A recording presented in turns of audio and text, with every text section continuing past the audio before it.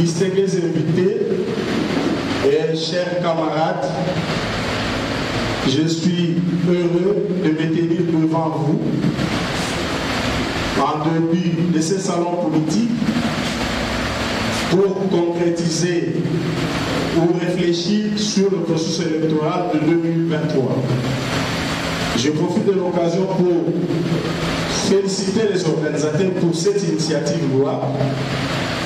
Je profite aussi de l'occasion pour saluer la présence du président Tiani qui est venu nous honorer par sa participation personnelle. Et enfin, toute l'assistance pour l'amour que vous êtes en train de manifester pour notre parti. Aujourd'hui, il s'agit de réfléchir sur les élections de 2023, notre présence ici et les engagements pris par les chefs de l'État à la tribune des Nations Unies. C'est une réponse claire aux agitateurs qui nous attribuent l'idée d'un glissement que nous sommes en train de nous organiser pour la tenue des élections de 2023. Il leur appartient aussi de s'organiser, sinon ils vont perdre ces élections et ils vont crier à la tricherie. Le moment est là et nous avons donné ce signal fort.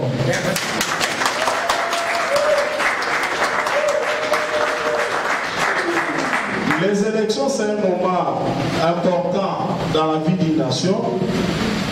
Pour le peuple, il s'agit de les rappeler pendant cet exercice qu'ils sont réellement le souverain primaire, source de tout le pouvoir, le vrai patron des hommes politiques au Congo.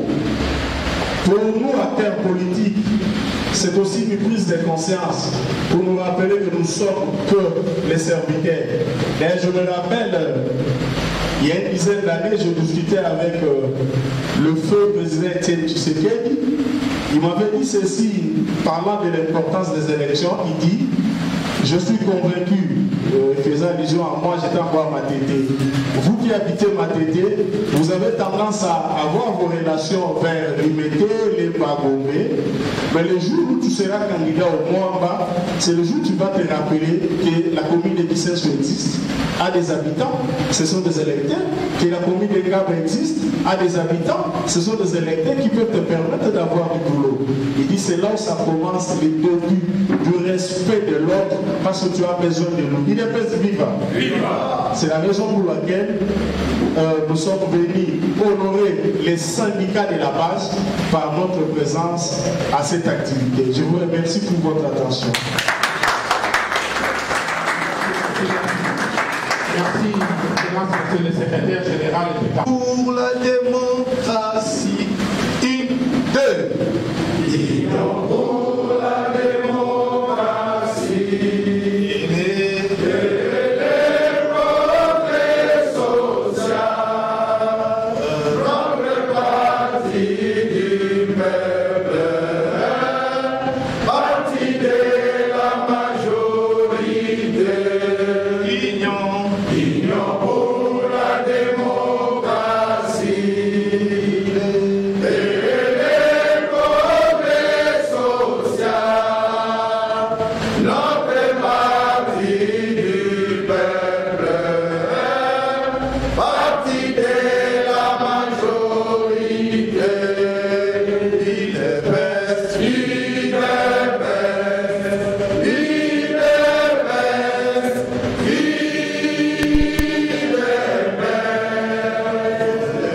Nous avons donc le docteur Noël Tiani que je prie de s'élever.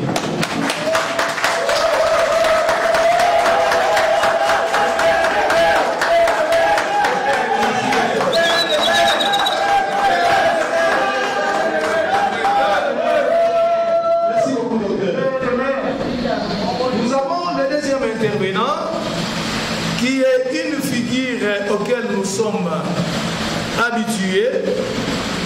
Un combattant de première heure, dès son jeune âge, il a eu à servir l'UDPS, il n'a pas gravi les échelons, il a respecté, n'est-ce pas, les normes de la cellule à la section, section à la fédération au niveau national jusqu'à arriver au sommet du parti. Je cite Maître Guibao et Bamou, ici présent, que j'ai pris de s'élever,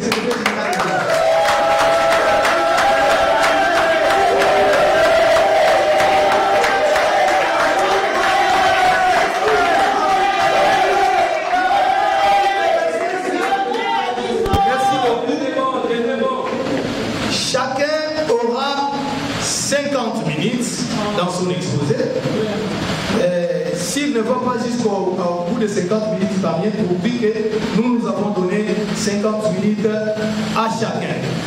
Et je prierai aux combattants cadres du parti, quand vous allez prendre la parole, synthétiser vos questions. Ce sont les intellectuels, ils vont comprendre déjà la quintessence de la matière auquel vous voulez être éclairé. Ça nous permettra aussi au niveau de la table de prendre rapidement note pour que ces banques de données ne puissions pas le perdre. Exprimer mon appréciation à l'égard des organisateurs de ces assises qui nous rassemblent aujourd'hui pour que nous puissions réfléchir sur la situation du pays, mais également en gardant à l'esprit les prochaines échéances électorales. Vous ne savez pas le sentiment que j'ai quand je me retrouve dans le milieu de l'UDPS. Je me sens de retour au Bercail, à la maison.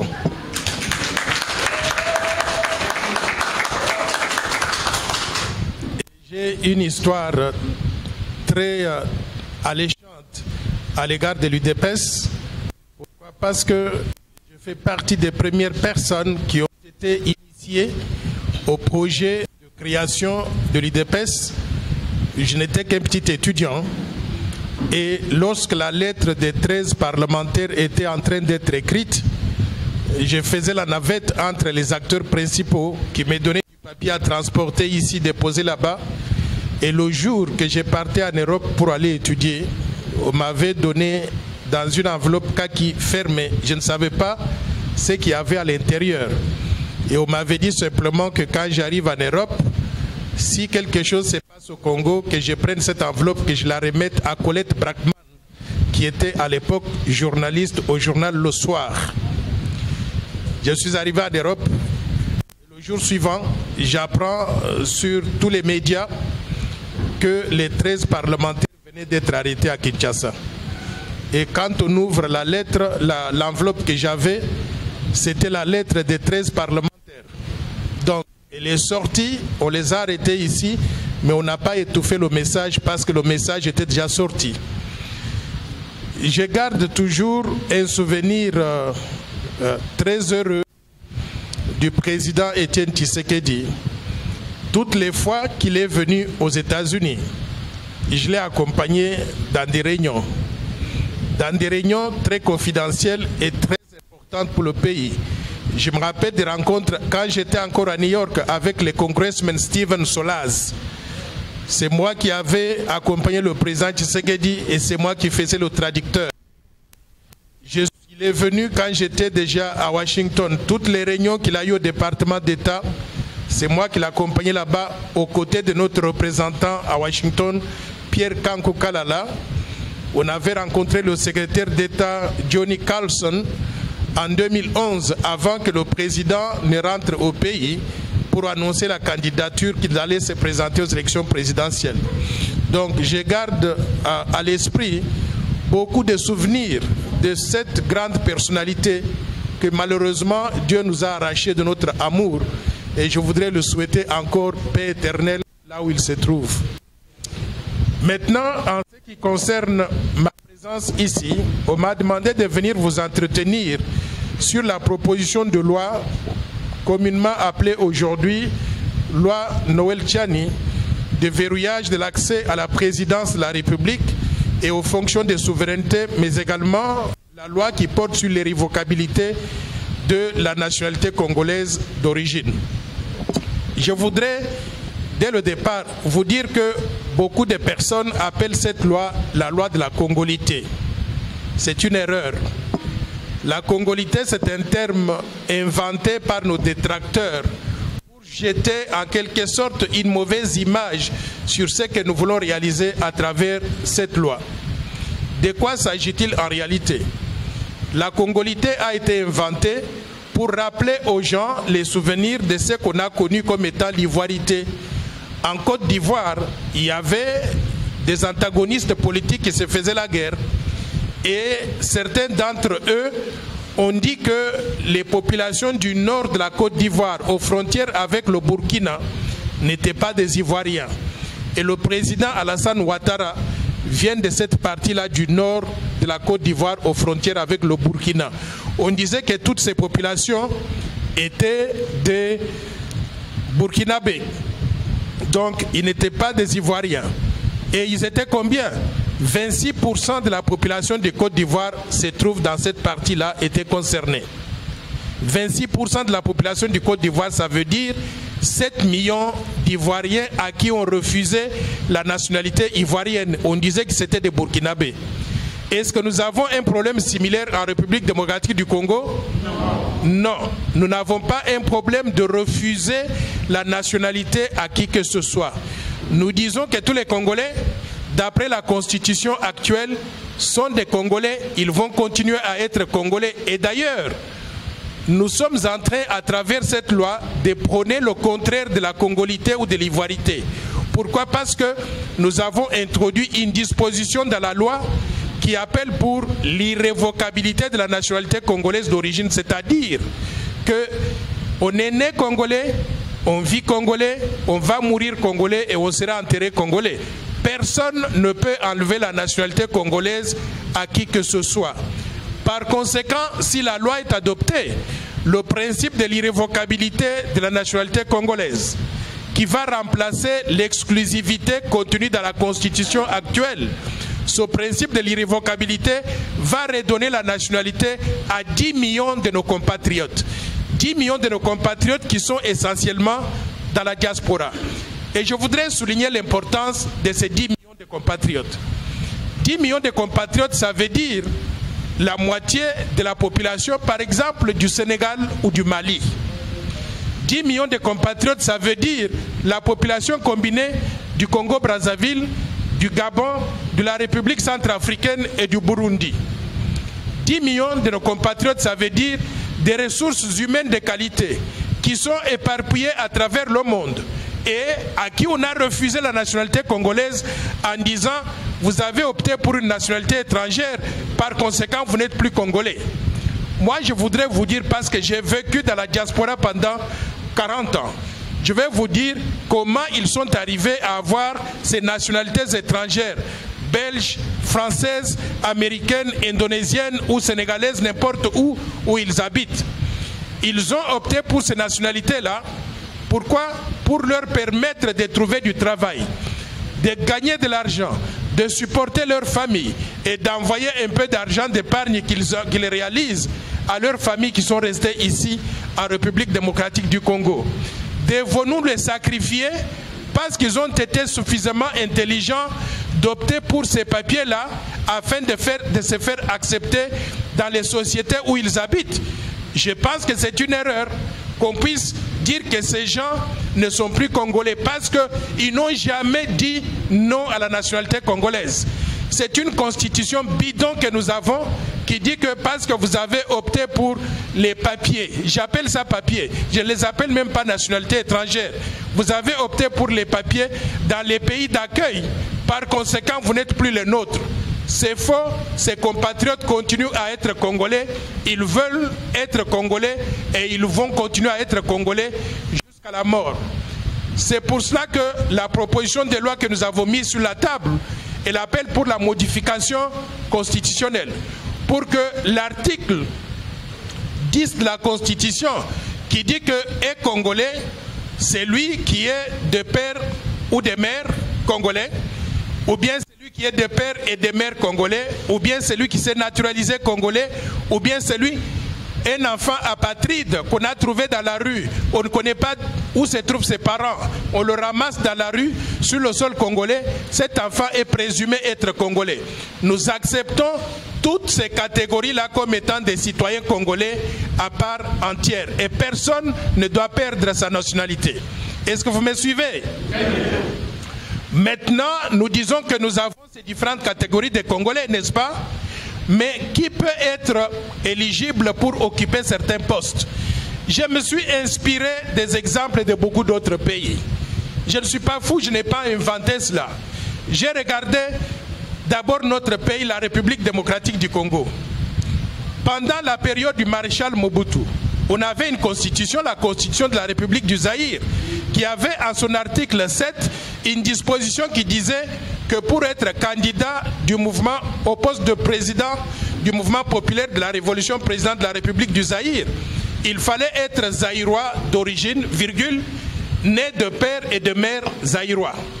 Ce n'est pas moi qui ai inventé cela. Et tous les protagonistes, les détracteurs qui sont en train de m'insulter aujourd'hui sur les réseaux sociaux, ils étaient dans ce pays-là au moment où il y avait cette disposition du Zaïre.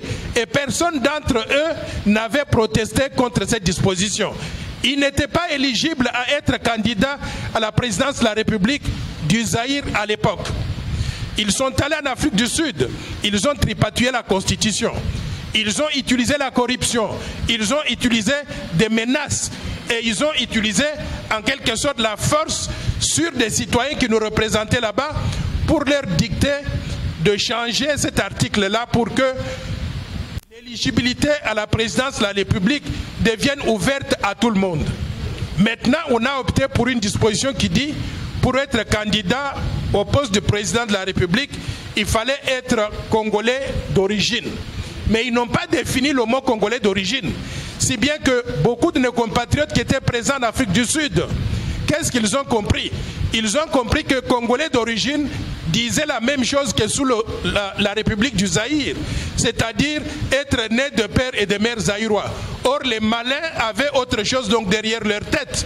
Par conséquent, on a adopté une constitution qui ne reflète pas réellement ce que la majorité donc des Congolais veulent voir. Nous proposons aujourd'hui qu'on remette cette disposition-là, qu'on dise simplement que pour être candidat à la présidence de la République démocratique du Congo, il faut être congolais d'origine, virgule, né de père et de mère congolais. Né de père et de mère congolais d'origine d'ailleurs. Cela veut dire quoi? Cela veut dire que tous les autres compatriotes, ils peuvent faire ce qu'ils veulent dans le pays.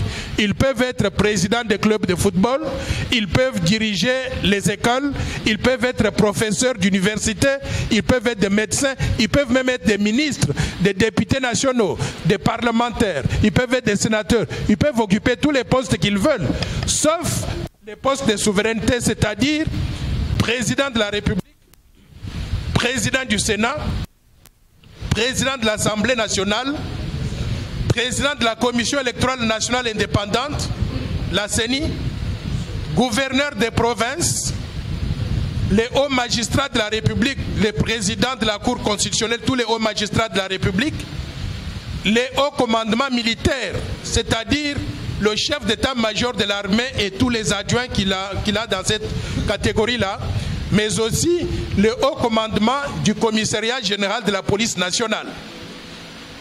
Je pense que ces postes sont tellement stratégiques qu'il faut les réserver aux Congolais dont on n'a pas d'inquiétude sur leur loyauté à l'égard du pays. J'y ajoute aussi le Premier ministre et les ministres régaliens, c'est-à-dire les finances, les affaires étrangères, l'intérieur, la justice et la défense.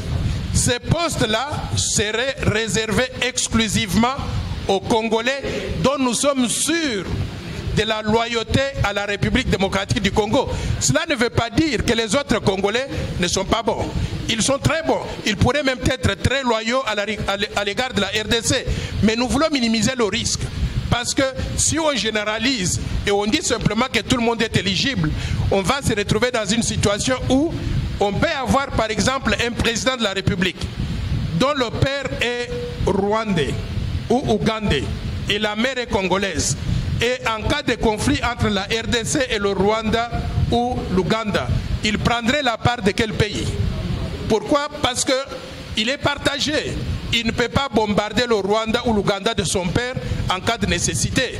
Nous voulons que le chef de l'État ou tous ses postes régaliens soient occupés exclusivement par des gens qui seraient 100% loyaux à l'égard de la RDC et qui prendraient toutes les décisions purement et simplement dans l'intérêt supérieur du peuple congolais. C'est ça le sens du verrouillage que nous proposons à ces postes-là.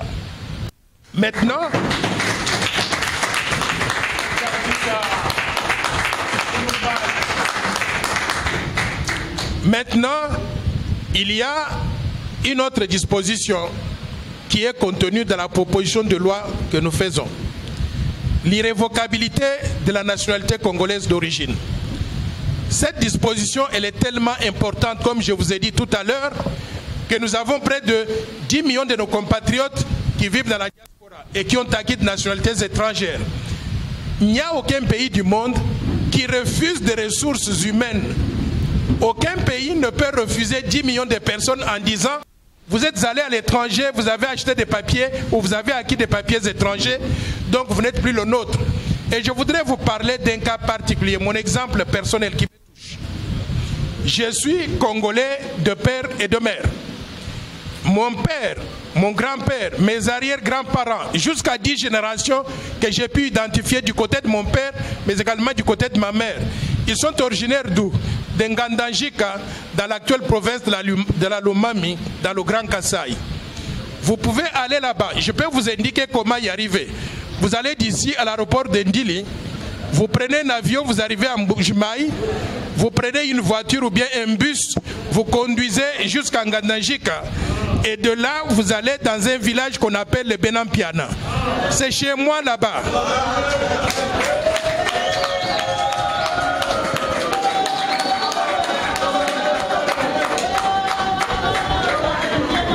Et quand vous arrivez à Benampiana, vous allez découvrir une chose. Mon père s'appelait Edouard Tchani.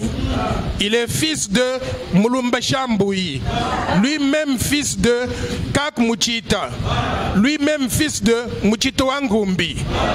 Vous allez jusqu'à 10 générations, vous allez voir leur tombe. Vous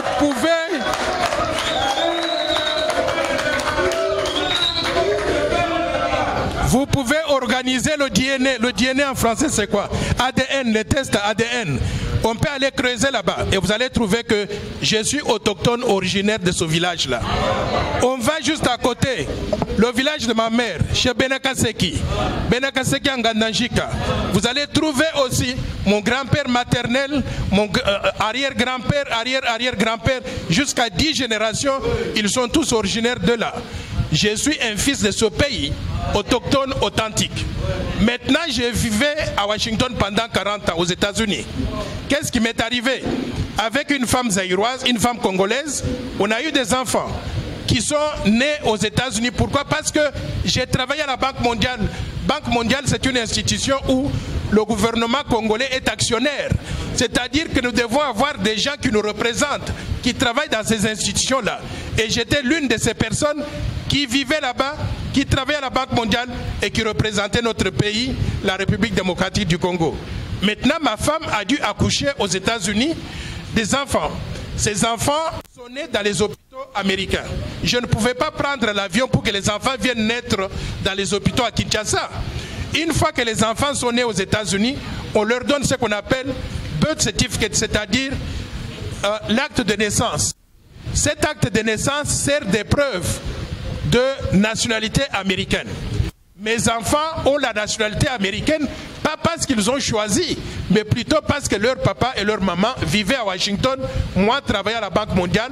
Donc, les enfants ont pu avoir ces papiers-là, qu'on appelle l'acte de naissance aux États-Unis d'Amérique, qui leur permettent d'aller dans les écoles publiques, d'étudier gratuitement, d'avancer dans la société et même de trouver du travail là-bas, de gagner de l'argent qu'on envoie ici pour financer des petits projets dans notre pays. Faut-il sacrifier ces enfants en leur disant vous n'êtes pas congolais parce que vous êtes nés là-bas? La constitution actuelle a péché sur ce point-là. Mes enfants n'ont jamais choisi d'être américains. Ils sont congolais de sang, ils sont congolais de tout. Et ils doivent regagner, retrouver la nationalité congolaise lorsque cette loi sera donc approuvée. C'est ça la réalité avec beaucoup de nos compatriotes qui vivent dans la diaspora. Donc, je voudrais peut-être m'arrêter ici en vous rappelant simplement que la loi en question a deux composantes. La première composante, c'est de verrouiller l'accès à la présidence de la République et aux fonctions de souveraineté que j'ai énumérées tout à l'heure. Et la deuxième portion de la loi porte sur le changement constitutionnel pour qu'on puisse déclarer le principe de l'irrévocabilité de la nationalité congolaise, pour que personne d'entre nous ne puisse être forcé à perdre la nationalité congolaise pour quelque raison que ce soit. Si vous allez à l'étranger et que vous trouvez que c'est convenable pour vous d'obtenir les papiers ou la nationalité étrangère qui vous permettrait de travailler là-bas, tant mieux pour vous. Mais quand vous revenez au Congo, nous vous reconnaissons comme étant l'un de nôtres.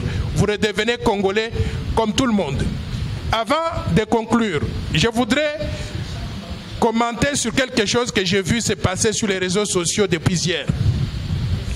Le chef de l'État, le président Félix Antoine Tshisekedi, que je salue au passage, est allé aux États-Unis pour prononcer un discours important au nom de notre pays et au nom de toute l'Afrique, parce qu'il est aussi président de l'Union africaine au niveau de l'Organisation des Nations Unies, à l'Assemblée générale.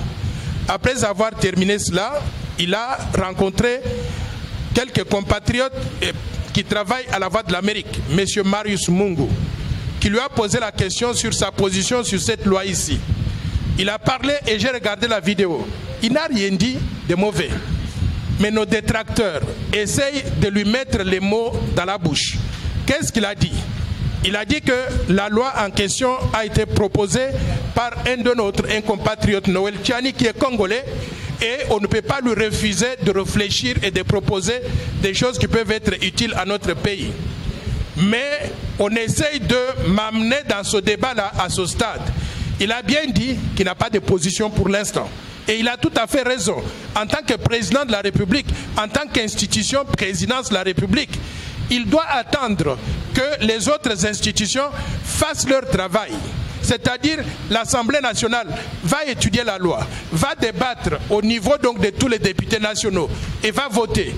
Si la loi est votée, et j'ai prédit qu'elle sera votée à 80%.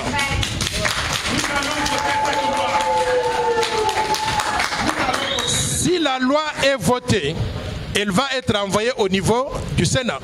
Le Sénat va voter aussi en majorité. Et la loi sera envoyée maintenant où?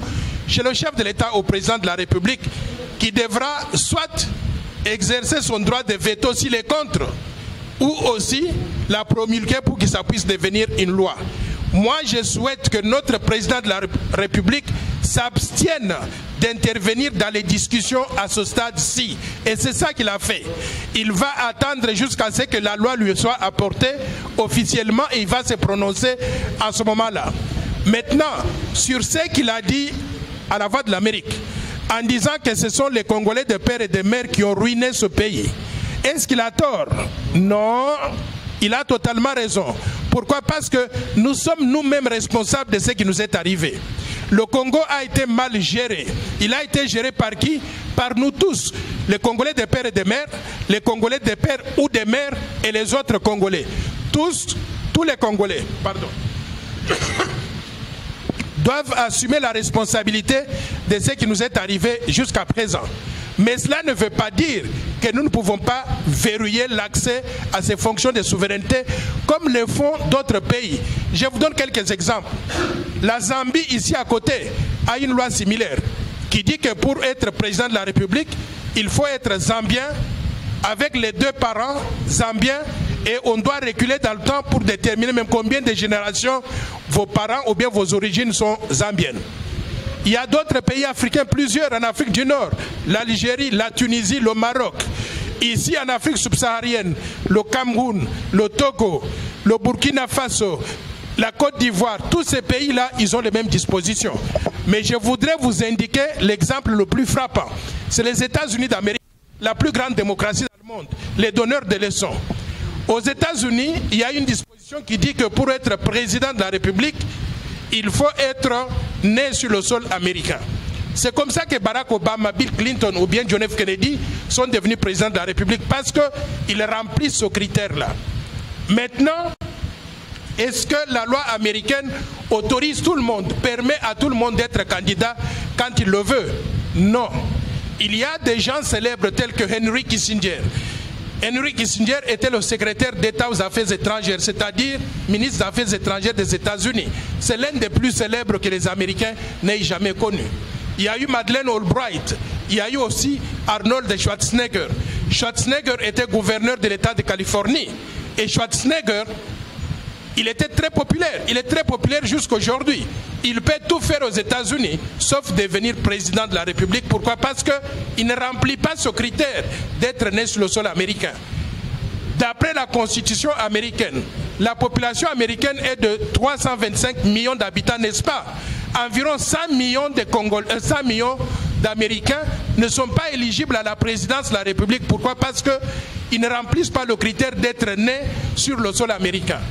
Si eux, les Américains, qui nous ont précédés dans la démocratie, ont pu établir une loi qui est discriminatoire, qui fait la distinction entre Américains, qui détermine qui peut être président et qui ne peut pas l'être, pourquoi est-ce que nous, Congolais, un jeune pays, convoité par tous les pays voisins et tous les pays du monde, on ne prendrait pas des dispositions pour protéger la souveraineté nationale, pour éviter des infiltrations au sommet de l'État?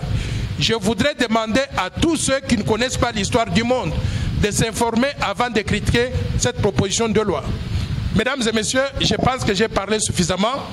Je vais peut-être me réserver pour les questions-réponses, si vous en avez. Donc voilà la proposition de loi que nous avons faite. Et je voudrais remercier à ce stade ici un certain nombre de personnes. La première personne à remercier, c'est Honorable Nsingi Pouloulou. Nsingi Pouloulou, c'est un jeune député. C'est un député exceptionnel. Il a montré le courage et l'attachement aux valeurs de notre pays. Malgré les menaces, les intimidations, il a dû endosser la loi que nous avons déposée au niveau de l'Assemblée nationale. Je voudrais aussi remercier les deux présidents de deux chambres, M. Mbosso, mais aussi M. Bahati. Ils sont très ouverts. Ils veulent que la démocratie fonctionne. Ils veulent que les débats puissent avoir lieu de façon transparente. Vous vous posez la question de savoir à quel niveau la loi se trouve aujourd'hui. La loi se trouve à l'Assemblée nationale. Elle a été envoyée au bureau d'études. Le bureau d'études l'a étudiée. Et j'ai compris que peut-être la semaine prochaine, on va m'inviter, moi et Honorable Nsingi Pouloulou, pour nous donner des éléments d'appréciation. S'il y a des corrections à faire, on les fera.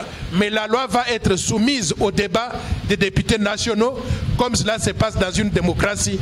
Et j'anticipe qu'elle sera votée massivement. Je vous remercie. Acclamons pour le débat.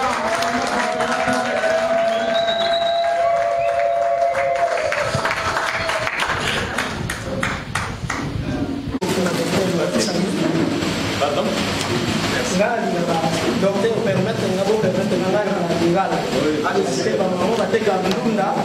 français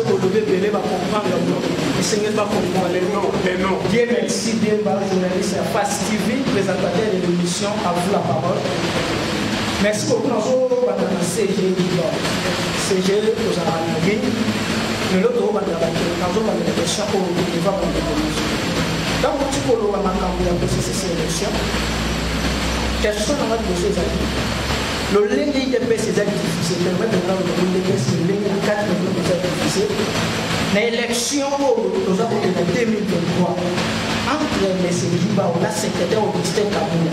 Il n'a pas engagement pour l'IDPS dans l'élection de 2023. Parce que ce qui n'a pas c'est qu'il y a la capacité pour le faire 2000. Parce que le Congrès a l'habité, pour tous ces choses, la secrétaire, pour tous les secrétaires, la secrétaire, n'a pas la charge pour l'IDPS. Ou bien pour l'élection, pour ça, Congrès, ou bien pour ça, pour avec l'élection. Mais c'est une question d'avis. Tout le monde a la session pour le septembre, pour la loi de la classe. Réaction de les amis par rapport à la classe de la session pour le. Et deuxième question, les amis, vous allez être candidat en 2018. Pourquoi loi Oye qui propose en 2018? Vous allez d'abord aux élections pour que vous proposez à un moment ou bien comment, ou bien soit une personne de faire na ba congolais mosusu baza koba ke non eza loi oyo oyena ngo kokena occasion efere esala ke non ozongela na masolo ya kozwa bagestion ya mboka ozoluka mwa lokola bapesa yo mwa poids ya mwana oyo kokopose loi c'est ça moi dépression naza na motuna epai ya mwana mboka tiani atuka makambo oyo yo bimiseli biso eza ya minene parce que tolandi na bamédia evibre vraiment makasi babi kutuke ekoluka même par rébellion ekoluka babitumba bamakambo ebele qui est derrière toi yebisa biso ma vérité qui est derrière toi parce que babaka mwana sososoka azovimba na nzungu seke mama na ye aza wana nga sikoyo eloo naolinga nayebaka ake courage wana o mwana mboka azwi parce que eza na babale na minene oyo baza wana bazose retrouver déjà bano partant donc kwanga okateli bango kwanga na ka ou eloko eleki so qui est derrière toi parce que nayokaki mwana mboka oyo oremercier a sikoyo tingi pululu alobi azwi ba menace de mort azwi ba menace de mort yai même babiloko mosusu ya mabe oyo esalami biso toza presse bamosusu bazwi bataki peti sikoyo ezocontinue kaka mpo na loi oyo so yo obangi nokuta ata liwa te obangi nokuta bamenace te yebisa biso vraiment qui est derrière toi obomba nani. Je réponds au nom de l'Index Chibanga pour le compte de Bosso Télévision. Terminaire Chibanga pour le compte de Bosso Télévision. Je crois que mes deux questions ont été posées, mais je vais quand même les poser. La première question s'adresse au secrétaire Bibao. Allons-nous assister en 2023 à une scène de dissociation? Parce que c'est clair, vous dites que vous avez des stratégies, mais vous avez élaboré ces stratégies vous seul, avec des personnes qui vous accompagnent. Qu'en est-il de notre camp avec le CG Opération Cameroun? Allez-vous vous associer ou allez-vous continuer avec cette dissociation? La deuxième question s'adresse au docteur Moïse. C'est une autre question. Pouvez-vous éclairer la lanterne des Congolais qui pensent que votre loi vise uniquement monsieur Moïse Katumbi? Denis Tabla Chibuka. Je suis le patron du journal Courrier d'Afrique. Là, je vais poser une question à Dr Chani qui a deux volets. Je viens de découvrir autre chose dans ce que vous venez de nous relater. La loi était mal interprétée, soi-disant par les adversaires. Pour les autres, dans le milieu de la presse où nous sommes, ils ont interprété que vous avez vécu à Lubumbashi. La loi qu'on appelle aujourd'hui loi Tchadi, ce n'est pas loi Tchadi, c'est une loi katangaise. Quand vous avez vécu à Lubumbashi, vous étiez ami personnel à Moïse Katumbi. Moïse, vous avez refusé un service. C'est comme ça que vous avez pris la loi qui était la loi katangaise. Vous avez étalé maintenant au service des nations pour déclasser Moïse Katumbi. Est-ce que vous pouvez nous répondre avec beaucoup de commentaires? Oui, je disais, je voulais remercier tous les journalistes qui ont soulevé des questions extrêmement importantes et qui montrent l'intérêt que le public et la presse et les Congolais attachent à la proposition de loi que nous avons mise sur la table avec Honorable Nsingi Pululu. Je crois qu'il y a beaucoup des choses qui sont mal comprises et nous voulons vraiment qu'à travers de telles sessions de discussion qu'on puisse élaguer ces incompréhensions pour que tout le monde voit ce que nous voulons réaliser. Je voudrais de prime abord donc vous dire que moi qui vous parle, je n'ai aucune autre ambition à part servir mon pays. J'ai travaillé à la Banque mondiale à Washington. Avant la Banque mondiale, pendant 30 ans, j'ai travaillé dans les banques commerciales à New York. Et j'ai travaillé dans la plus grande banque du monde, JP Morgan Chase. J'ai gagné beaucoup d'argent. Je vivais très bien dans des grosses maisons. J'ai roulé dans des très belles voitures. Mais j'étais très malheureux à la fin de la journée. Vous savez pourquoi? Parce que chaque fois que j'entendais des nouvelles qui venaient de mon pays, c'était des nouvelles tristes. C'est-à-dire, telle tante est malade, elle est morte donc d'aspirine, par manque d'aspirine. Telle personne est malade, n'a pas de travail. Et je me dis, mais à quoi nous servent toutes les ressources naturelles dont on parle? Depuis que je suis né, on nous parle donc du scandale géologique que nous sommes, la RDC. Mais ça nous sert à quoi? C'est comme ça que j'ai décidé d'abandonner tout ce luxe-là aux États-Unis et de venir ici me joindre à vous pour que nous puissions ensemble transformer la RDC au profit de tous. Donc retenez ceci, tout ce que je fais chaque jour, chaque minute, ça ne vise pas un individu.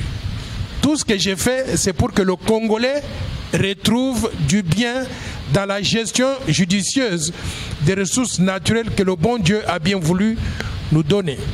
Donc la proposition de loi que je fais aujourd'hui, je ne l'ai pas inventée aujourd'hui. Je vous invite à aller lire le plan Marshall de Noël Tchani pour la reconstruction et le développement de la RDC, que j'ai publié en 2016. J'ai publié ce plan Marshall et Dieu me voit. J'ai même pris, je vais publier d'ailleurs en repartant chez moi, la photo où je remettais le plan Marshall à Étienne Tshisekedi, à Bruxelles. Et il l'avait béni en me disant, vous savez quoi? Ce plan va changer la RDC. Il sera mis en œuvre dans notre pays. Je garde l'espoir qu'il sera mis en œuvre. Dans ce plan-là, il y avait plusieurs composantes. Je prônais de pouvoir changer la gouvernance en luttant contre la corruption.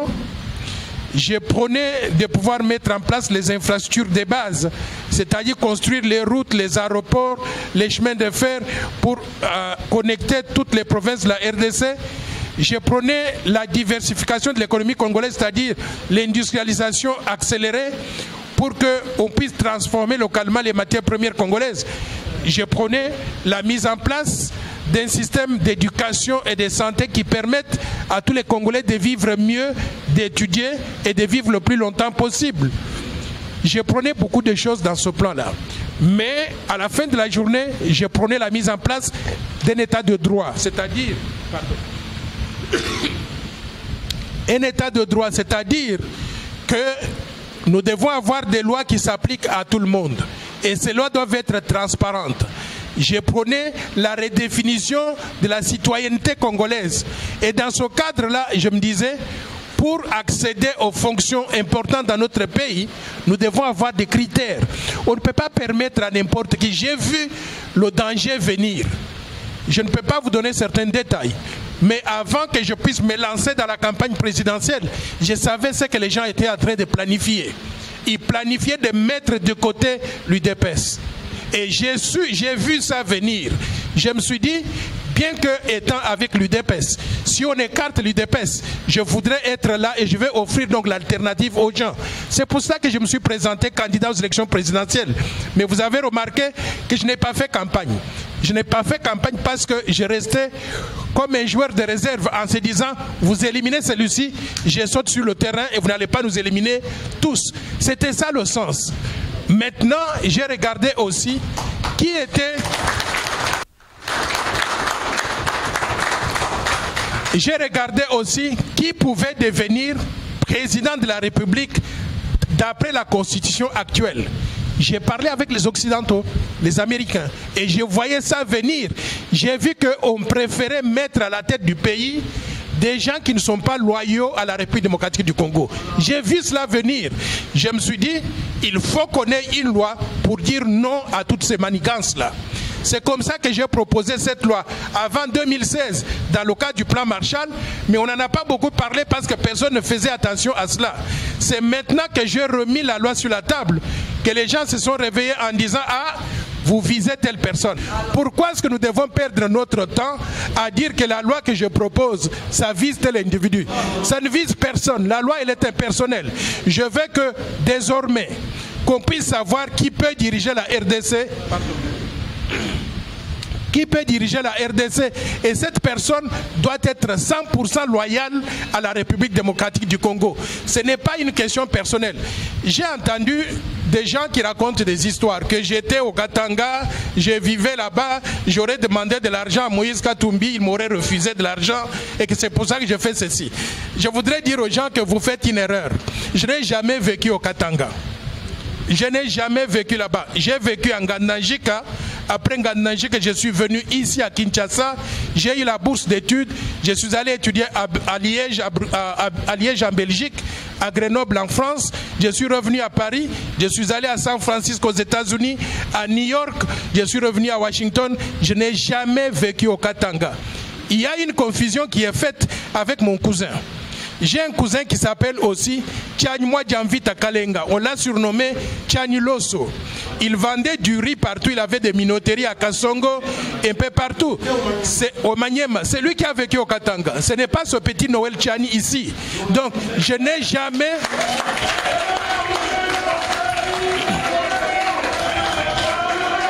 Et je voudrais que vous sachiez une chose en ce qui me concerne. La seule personne ou institution qui m'a déjà donné de l'argent dans ma vie, c'est le gouvernement du Zaïre qui m'avait donné la bourse d'études. Je ne demande jamais l'argent à qui que ce soit. Jamais. Je vis comme je vis là. Je n'ai pas beaucoup de moyens. Mais j'estime que le peu de moyens que j'ai, ça me permet de vivre. Une question qui a été posée. Banamboka balobagalingala. Ndengani ngala lobagalingala te. Oh, c'est une question très intéressante. Maman, il faut y avoir que République démocratique du Congo ezali na 4 langues nationales. Chiluba, Lingala, Swahili et Kikongo. Ngana Botama, Nabotamaki, Nanganajika. Là-bas, ce n'est pas le Lingala qu'on parle, c'est le Chiluba qu'on parle. J'ai étudié en Chiluba et j'ai étudié en français. Et je suis passé par Kinshasa pendant très peu de temps pour aller à l'étranger. Quand je reviens ici, je ne dois pas être forcé à parler la langue de Kinshasa si je ne la connais pas. Mais j'ai fait un effort. Nazo Tanga chaque jour pour naïeba comment communiquer na bande qu'on a bisonyonso o bavana na Kinshasa o balobaga lingala. Mais ce n'est pas obligatoire de parler le lingala. OK? Ce qui peut permettre un gars encore peut-être 6 mois, n'a sera capable de communiquer en lingala peut-être un peu plus facilement qu'actuellement. Mais il faut bien réaliser que je suis... Voilà. Donc la langue, on est en train de gérer ça. Maintenant, la question de savoir si la loi que nous proposons va provoquer la rébellion ou les attaques sur le Congo. Je vais vous renvoyer à l'histoire. Sous la République du Zaïre, on avait la même disposition. Est-ce qu'on avait des rébellions contre, à cause de cette loi qui existait, l'article 7 de la, de la Constitution de la République du Zaïre? On n'avait pas de rébellion à cause de ça. Les mêmes individus qui menacent aujourd'hui de faire des rébellions, ils étaient ici, ils étaient des Zaïrois. Ils vivaient avec nous. Ils n'ont jamais fait de rébellion. Ils ont accepté cette loi-là à l'époque. Ils ne se sont jamais rébellés. Donc aujourd'hui, tout ce qu'ils font là, nous appelons ça du blabla. C'est pour menacer, pour voir si on est intimidé, pour qu'on puisse leur donner tout ce qu'ils veulent. Mais la loi va passer, il n'y a personne qui va se rebeller contre son pays. Et si quelqu'un se rebelle contre la République démocratique du Congo, devinez quoi?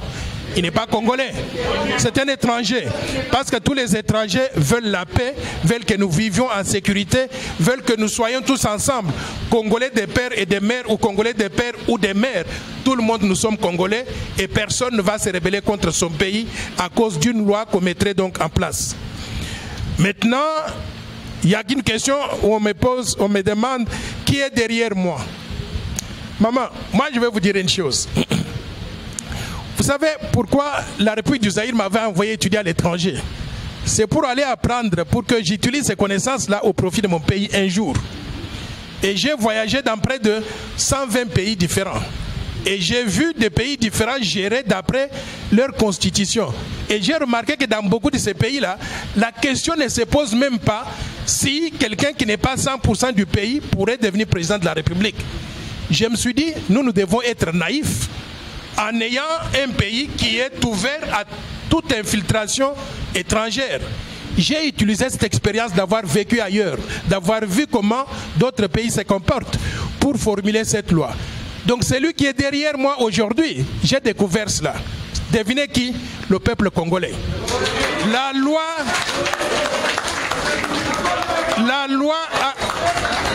loi Tchani a retenti comme une bombe sur toute l'étendue du territoire national. Je reçois des coups de fil tous les jours. de Beni, Butembo, Kisangani, du Katanga, de Mbujimai, de Kananga, du Bas-Congo, du Bandundu, de l'Équateur. Tout le monde est unanime. Nous devons verrouiller pour protéger notre pays. Si on ne le fait pas, ce pays deviendra sous le contrôle des infiltrés, donc des étrangers. Et lorsqu'ils vont le devenir, ils vont devenir donc dans des postes de souveraineté. Nous allons devenir, nous Congolais, leurs esclaves. Nous devons nous battre pour éviter que cela n'arrive. Donc, la seule personne que j'ai derrière moi, c'est le peuple congolais.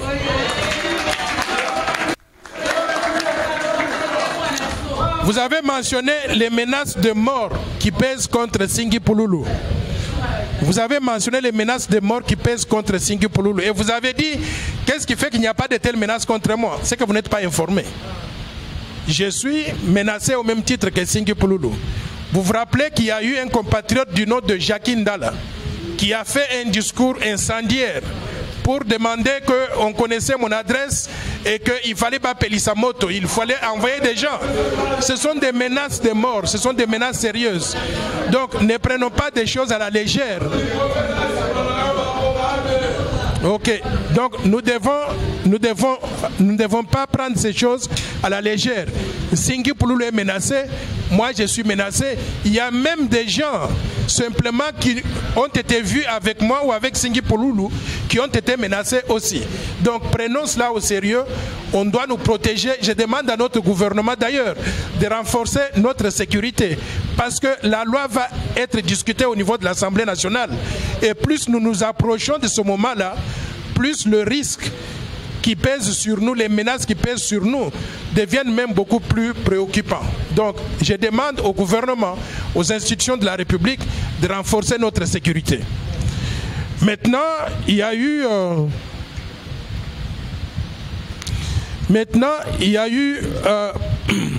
Denis Ntanga du Courrier d'Afrique qui a demandé, qui a dit que la loi, si la loi n'était pas mal interprétée, c'est la loi katangaise qui connaissait d'appliquer ici.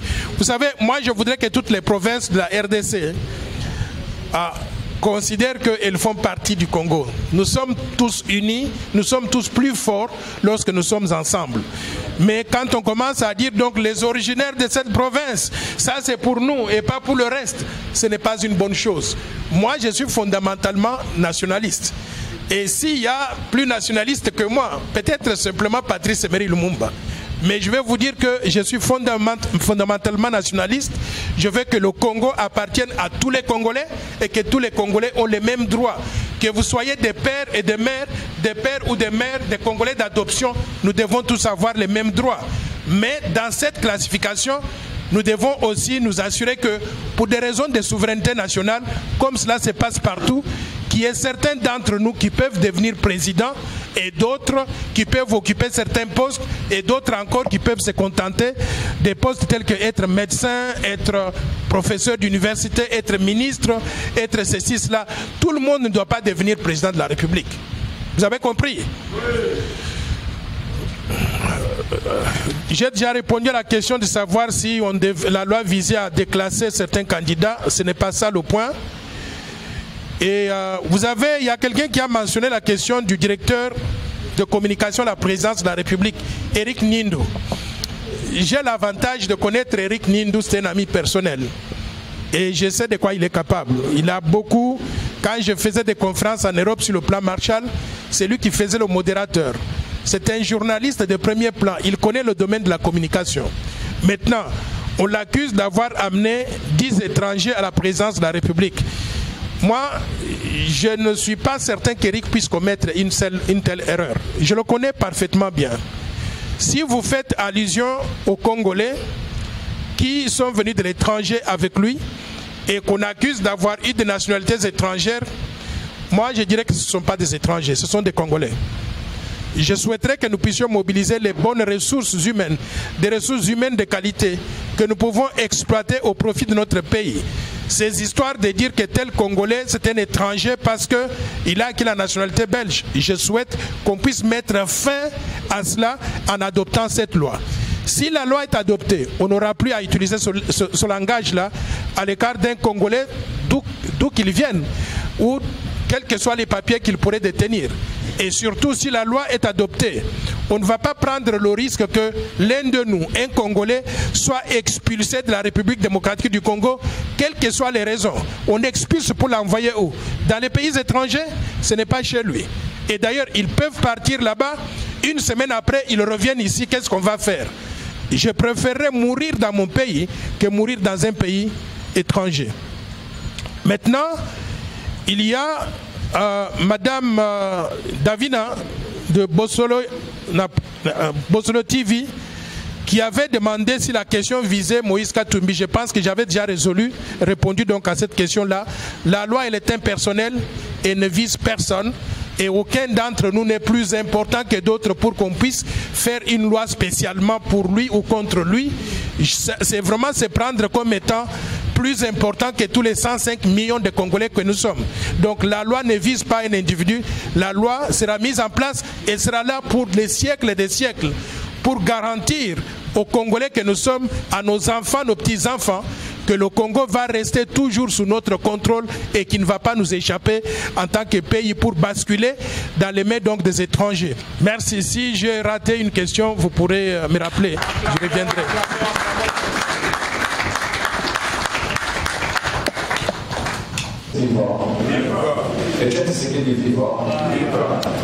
Merci. D'abord, je veux poser la question pour la double nationalité. J'ai entendu, vous êtes américain. Moi aussi, je suis Mourouba belge. Je suis né en Demba. Et depuis la loi, j'ai été nommé comme commandant plein de la force du Bokeh, et sans du grand passe qui le baisse. Et depuis cette loi, j'ai été menacé. On a même torturé mes enfants. J'ai des preuves de blessures à cause de cette loi. Alors je voulais demander, est-ce que moi, un jour, je ne serai pas gouverneur au Kasaï central? Je ne serai pas bourgmestre à Ndemba peut-être? C'est ça ma question. Maintenant, il y a notre compatriote qui est habillé en tenue militaire là. Je crois que la question que vous avez soulevée pour Maman Marthe, elle a été répondue avec brio par le secrétaire général. Je ne vais pas revenir là-dessus, je vais juste souligner que il faut être raisonnable. Ceux qui insultent des gens, des dames, ils ne sont pas sortis des dames. On doit les respecter. Que ce soit Maman Marthe ou que ce soit n'importe qui, on leur doit beaucoup de respect, beaucoup de considération. Ils ont fait le travail pour nous mettre au monde, pour nous élever, pour que nous devenions ce que nous sommes. Et nous arrivons à ce stade, ici on commence à les insulter. Et je pense que ce n'est pas humain, ce n'est pas chrétien, ce n'est pas responsable. Donc on lui doit à Maman Marthe, mais à toutes les dames que vous voyez ici, à toutes les dames de la République, on leur doit beaucoup de respect et de considération. Maintenant, vous avez dit que vous me demandiez si vous ne pouviez pas devenir gouverneur du Kasaï.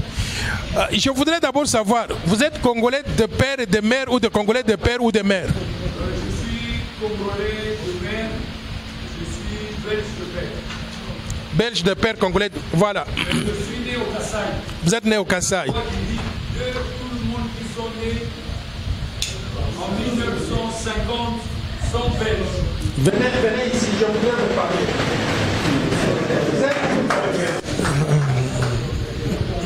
Mettez-vous debout là-bas. Mettez-vous debout là-bas. Je vais vous dire une chose. C'est que la première chose, c'est que je vous aime beaucoup. Vous êtes mon compatriote. Et quand je dis vous êtes mon compatriote à 100%. Il n'y a pas, vous ne méritez pas moins que ça. Vous êtes Congolais comme tout le monde. Et vous avez droit dans ce pays. Vous êtes l'un des nôtres. La loi qui vous donne la nationalité congolaise, on ne la change pas. Vous allez continuer à être Congolais jusqu'à la fin de votre vie. Du fait de votre mère, qui est ma soeur d'ailleurs. Donc vous êtes mon neveu.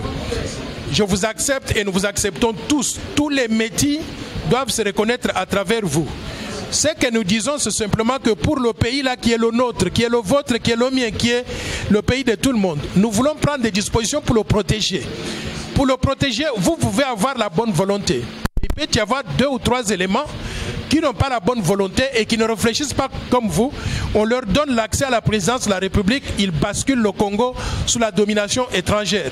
Pour éviter cela, pour le bien de tout le monde, pour votre bien, pour mon bien, pour le bien de tous les Congolais, Nous disons simplement que vous pouvez tout faire dans ce pays, sauf les postes de souveraineté. Mais vous savez combien de postes il existe au Congo? Nous sommes 105 millions de Congolais. Je vais simplifier les choses. À supposer qu'on ait 105 millions d'emplois pour que chacun de nous, même les enfants, ait du travail.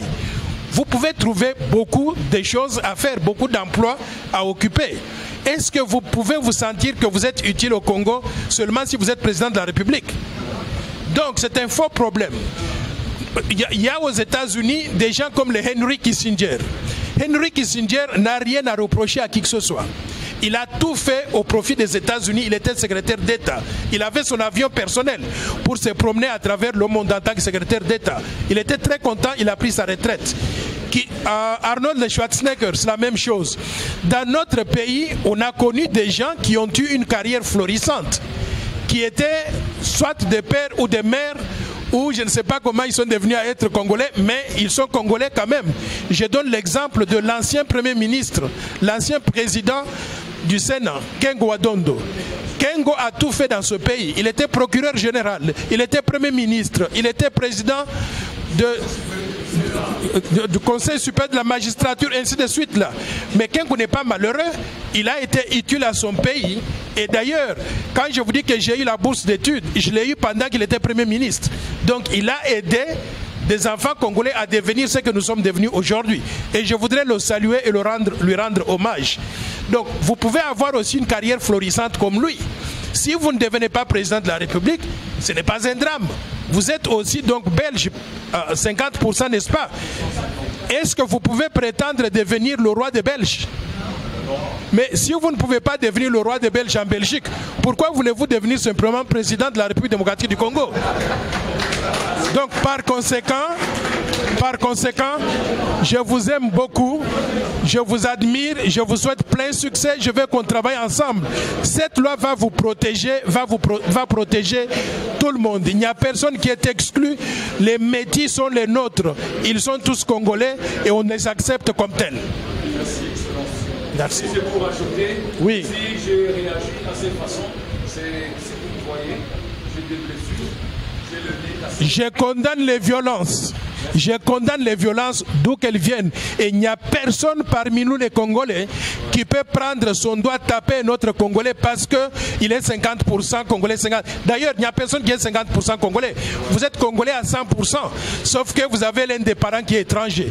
Donc ceux qui vous ont tapé, il faut que la loi s'en occupe.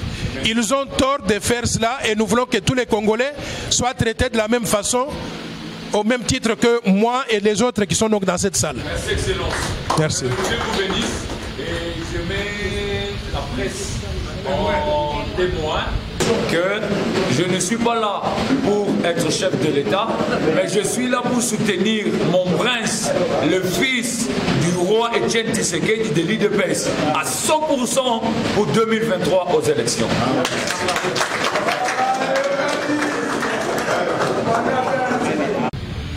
Mon souhait, en tant que fils maison qui est sorti aussi donc de l'UDPS ou qui est de l'UDPS, mon souhait c'est que l'UDPS puisse se remettre ensemble. Toutes les différentes fractions ne vont pas nous amener à la victoire que nous souhaitons. Je voudrais encore une fois de plus faire appel à vous qui êtes ici, mais à toutes les structures qui se nomment UDPS. Celles qui sont dirigées par les Jean-Marc Kabound, les Augustin Kabouya, et tout le monde. Si vous pouvez trouver donc un modus vivendi pour que le congrès à venir soit un congrès de l'unification plutôt que de division, je pense que le parti et le peuple congolais en bénéficieraient. Et je pense que vous pourrez faire beaucoup pour que ce congrès puisse aller de l'avant et qu'on ait un grand parti politique capable de rivaliser avec tout le monde. Mais dans l'hypothèse où vous vous mettez tous ensemble, et qu'il y a un nombre limité de sièges, il y aura beaucoup de candidats à travers le pays, s'il vous plaît. Il y aura un certain nombre de candidats à travers le pays au niveau de la députation.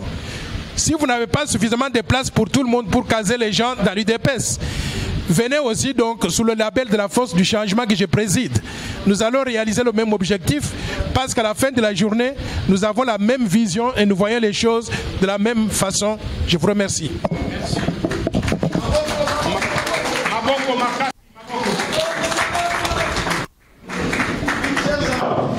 Je déclare déclare clos les salons politiques des organes de base et pour la démocratie et le progrès social. Je vous remercie.